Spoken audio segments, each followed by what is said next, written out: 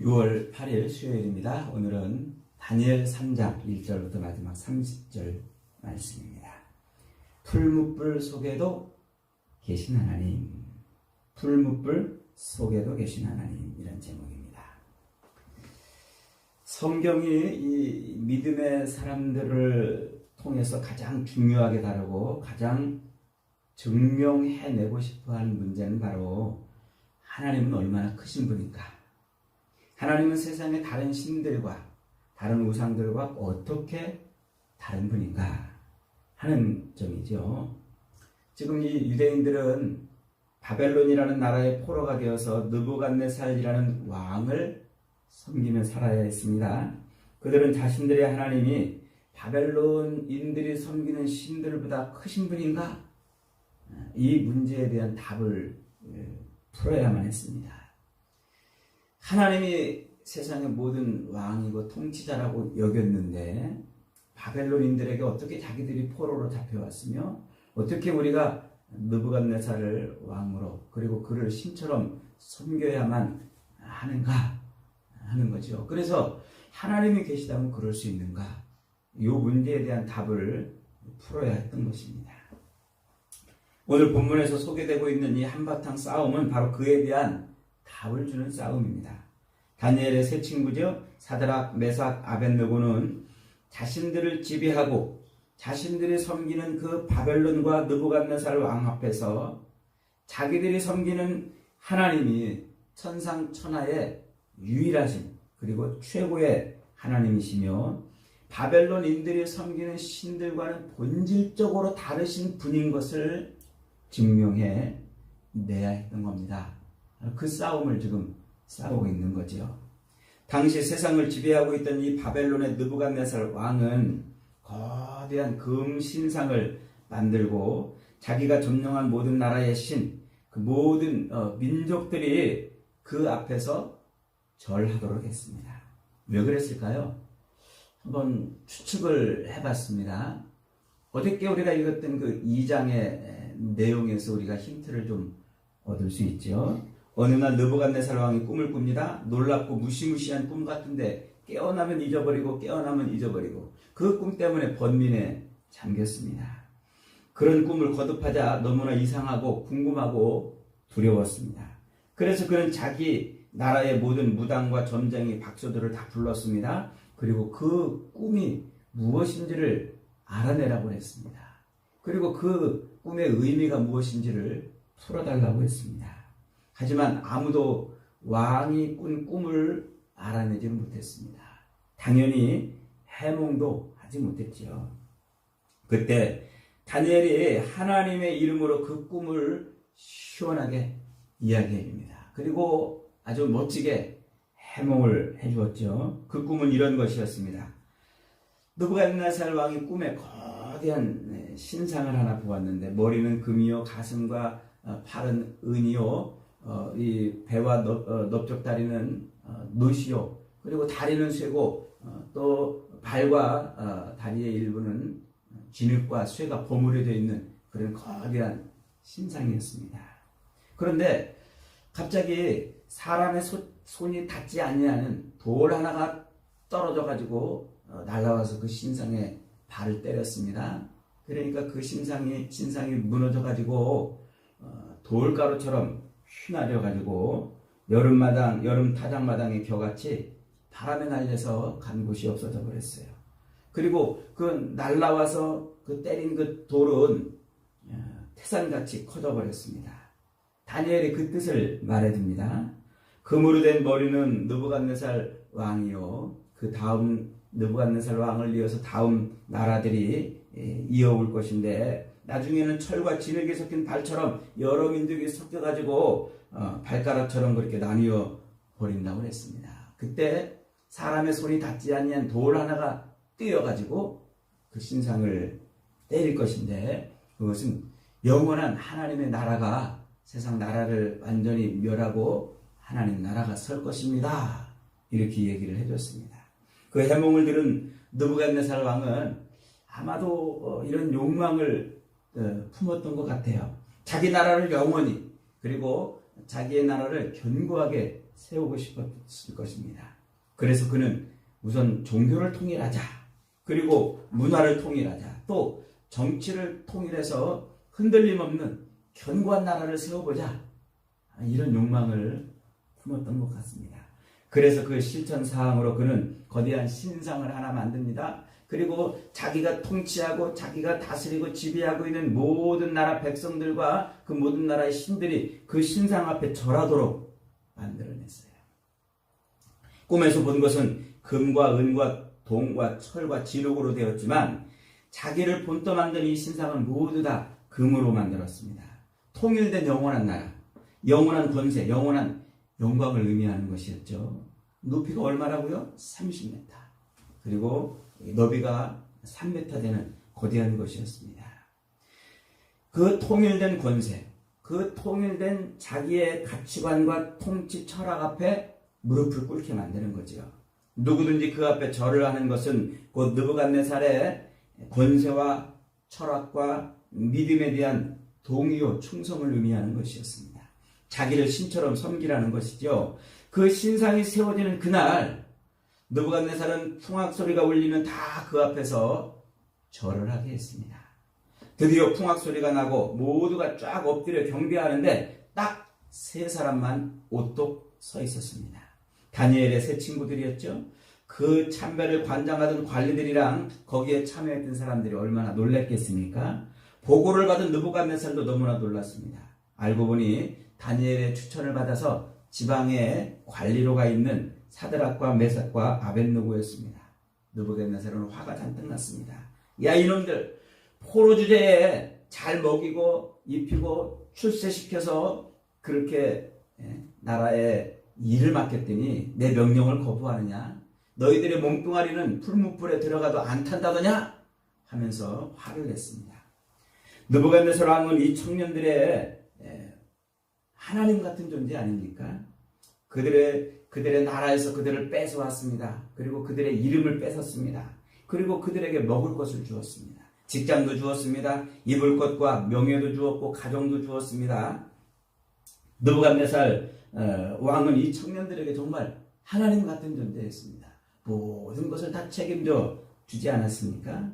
이 청년들은 자기들을 통치하고 자기들에게 모든 것을 다 제공해주는 그 느부갓네살 왕 앞에서 자기들의 명예도 직장도 지위도 집도 가정도 몸도 심지어 자기들의 목숨까지 걸고 그들은 증명해 내야 하는 것이 있었습니다. 그게 뭡니까? 자기들이 믿는 하나님이 느부갓네살 왕보다 위대하시다는 것. 자기들이 믿는 하나님이 바벨론의 그 모든 신들보다 위대하시다는 것을 그들은 모든 것을 걸고 증명해내야 했던 겁니다. 이 싸움이 쉬운 싸움은 아니라는 것을 우리가 너무 잘 알죠. 자기의 지금 누리고 있는 이 모든 것을 다 내던지고 하나님을 증명해내는 것 말입니다. 그러나 그 세 친구들은 이렇게 대답합니다. 왕이시여, 우리는 하나님 한 분만 경배합니다. 왕이 우리를 풀무불 속에 던지면 하나님이 그 불꽃 가운데서 우리를 건지실 것입니다.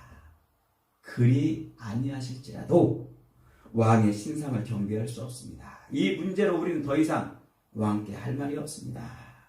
화가 머리끝까지 난 왕은 7배로 뜨겁게 달군 풀무불 속에 그들을 던져넣습니다.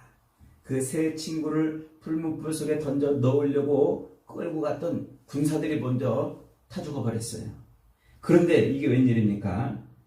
그 정도 뜨거운 불이라면 넣자마자 아마 푸식 하고 금방 녹아버려야 되지 않았겠습니까?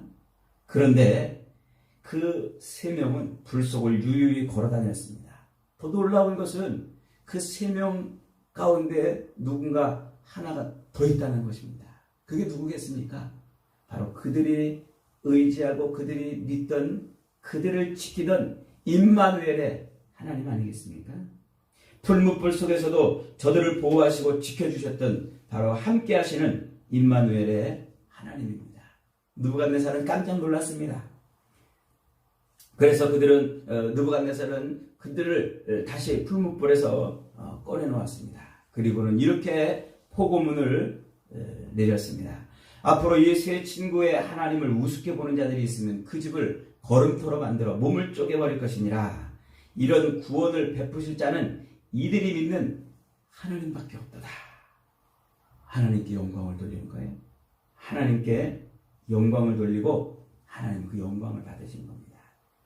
자, 여러분, 우리가 이 다니엘의 이 세 친구의 이 풀무불 사건을 이렇게 성경을 읽을 때는 정말 쉽게 읽지만 이게 얼마나 힘든 일입니까? 마귀의 이런 수법은요, 역사를 통해서 계속 되풀이 되어 왔습니다. 우리나라 일제시대에도요, 신사참배라는 것이 있었어요. 신사참배는 일본 천황이라는 우두머리를 이 신처럼 섬기고 거기에 무릎 꿇는 그런 국가 종교였던 거죠. 느부갓네살의 금신상 참배와 다를 것이 없었습니다. 일제가 저항하던 그 기독교를 강력히 핍박하자 조선의 기독교는 분열되어 버렸습니다. 그 신사참배를 그냥 국민의례의 하나다. 그러니까 예배를 드리기 전에 국민의례 한다고 생각하고 신사에 절을 하고 그리고 예배를 드리자. 이렇게 찬성하는 찬성파와 극렬히 반대하는 반대파로 갈렸습니다. 영락교회를 세우신 고 한경직 목사님도 신사참배를 하셨죠? 그게 어렵다는 거예요. 그게 쉬운 싸움이 아니었다는 겁니다. 그러니까 그 영락교회를 세워서 한국교회의 부흥을 일으켰던 그분조차도 무릎을 꿇고 신사참배를 할 수밖에 없을 만큼 한국교회의 고통은 너무나 컸다는 얘기예요. 결국 절대 소수만이 신사참배를 반대하고 저항하다가 모든 핍박을 당하고 죽임을 당하지요. 여러분, 오늘 이 다니엘의 세 친구 앞에 서 있던 그 금신상 같은 그런 금신상, 오늘 우리 앞에 서 있는 금신상은 무엇일까요? 우리에게 복종을 강요하는 금신상은 무엇입니까? 바로 금빛 찬란한 황금 만능 종교입니다. 뭐니 해도 머니가 최고다. 경제 제일주의죠. 오늘날은요, 이 돈이면 다 된다라고 하는 세상을 우리는 살고 있습니다. 그래서 무엇이든지 다 이 돈을 위해서 합니다. 무엇이든지 돈으로 가치가 평가되고 돈으로 환산되는 것이죠. 돈이면 무엇이든지 할 수 있다고 믿습니다. 없는 사람은 남들처럼 가지려고 길을 쓰고 있는 사람은 더 가지려고 또 악을 쓰고 이미 가지고 있는 사람들은 이젠 자기도 왜 그러는지도 모르면서 지쳐 죽을 때까지 긁어모으려고 용을 씁니다. 보약을 해먹으면서까지 사람들은 돈을 움켜쥐려고 얼마나 발버둥을 칩니까? 이 황금의 힘이 얼마나 막강한지. 이 앞에 무릎 꿇고 절하지 않는 사람들은 이제 살아남기 어려운 세상이 됐어요. 옛날에 어느 기업가가 그랬다고 그러죠. 이놈이 돈 맛을 몰라서 그렇지 돈이 얼마나 무서운 줄을 모르니까 저러는 거야. 그러면서 자기 직원들을 야단쳤다는 그런 일화가 있습니다. 돈 맛을 알면 그 앞에 무릎 꿇을 수밖에 없고 돈이 얼마나 무서운지 돈이 없어봐야 그 가치를 안다는 얘기죠. 그래서 세상은 돈이 최고다. 돈 신 앞에 엎드리지 않으면 그의 인생은 풀무불 같을 것이다. 이렇게 말하는 것입니다. 무섭고도 슬픈 사실은 우리 교회 안에도 이미 이 교회 안에도 풍악소리와 함께 머리를 숙여 돈 신 앞에 무릎 꿇고 절하는 교인들이 넘쳐나고 있다는 사실입니다. 너무나 많아서 이제는 그것이 이상해지도 않아요. 그 풍악소리와 함께 돈 신 앞에 절하고 있는 교인들이 너무나 넘쳐나가지고 이제는 어색하거나 이상하지 않고 서로 다 그러려니 그러고 있다는 겁니다. 제가 목회하면서 가정을 신방해서 그 가정에 들어가서 그 고민과 그리고 소원과 그 기도 제목을 들어보면 그들의 마음속에 하나님 대신 돈신이 들어앉아 있는 그런 교인이 많은 것을 발견합니다. 하나님과 재물을 겸하여 섬길 수 없다고 하신 그 예수님 말씀 앞에 보란 듯이 고개를 들고 교인들이 이렇게 외칩니다. 하나님 보십시오. 저는 하나님과 재물을 겸하여 섬기고 있습니다. 여러분, 정말 예수님이 하나님과 재물을 겸하여 섬길 수 없다는 것을, 섬길 수 있다는 것을 몰라서 그런 말씀을 하셨을까요? 예수님은 정말 하나님과 재물을 겸하여 섬길 수 있는 교인들이 있다는 것을 몰라서 그런 말씀을 하셨겠느냐 말입니다. 여러분, 다니엘서는요, 계시의 책이에요. 계시, 예언의 책이죠. 다루고 있는 사건 하나하나가 예언이고 예표입니다. 그것들은 역사 속에서 계속 모양만 달리하면서 되풀이될 미래의 일들을 미리 보여줌으로써 오늘 우리들에게 교훈을 주고 유익을 주려는 것이죠. 그러니까 이 두랍 평지에 세웠던 느부갓네살 왕이 세웠던 그 금신상은 역사 속에서 모양만 달리하면서 그러나 계속적으로 나타날 거대한 적그리스도의 세력을 상징하는 거예요. 하나님 대신 무릎 꿇게 만드는 그런 존재를 상징하는 것이죠. 그 앞에 절하라. 만약 절하지 않으면 풀무불 속에 들어가리라. 이것이 바로 성도들이 오늘 이 세상에서 마주해야 되는 도전 아닙니까? 오늘 다니엘의 세 친구들이 바로 우리에게 보여주려는 것이 그것입니다. 무엇이요? 믿음의 눈을 들어보면 하나님이 보인다는 거예요. 다니엘의 세 친구들은 믿음의 눈을 들어보니까 그 거대한 금신상보다 더 크신 하나님이 보였던 거예요. 믿음의 눈을 열어보니까 눈을 부릅뜬 느부갓네살 왕보다 더 높으신 왕이신 하나님이 보이셨던 겁니다. 믿음의 눈으로 보니까 맹렬히 타는 풀무불 속에 자기들과 함께하고 있는 하나님이 보인 겁니다. 믿음의 눈으로 보니까 그 맹렬히 타는 풀무불 뒤에 지옥이 불타오르는 지옥불이 보였던 것이죠. 그래서 그들은 당당히 왕께 이렇게 말할 수 있었습니다. 왕이요, 왕이 우리를 불 속에 던져놓더라도 하나님이 우리를 구원하실 것입니다. 혹시 그리 아니하실지라도 우리는 왕의 신상 앞에 절하지 않겠습니다. 오늘 이런 고백을 하나님은 우리에게 하기를 원하시는 거예요. 우리의 삶을 통해서 하나님은 이런 고백을 받기를 원하시는 겁니다. 오늘 이 다니엘의 세 친구 사드락과 메삭과 아벳느고의 이 고백으로 얻어낸 것이 무엇입니까? 세상을 통치하고 있는 바벨론 왕의 느부갓네살 입술에서 터져나오는 찬송입니다. 이 사드락과 메삭과 아벳느고가 외친 그 고백 때문에 세상을 정복하고 통치하고 있던 느부갓네살 왕의 입에서 하나님을 찬송하는 소리가 터졌다는 것입니다.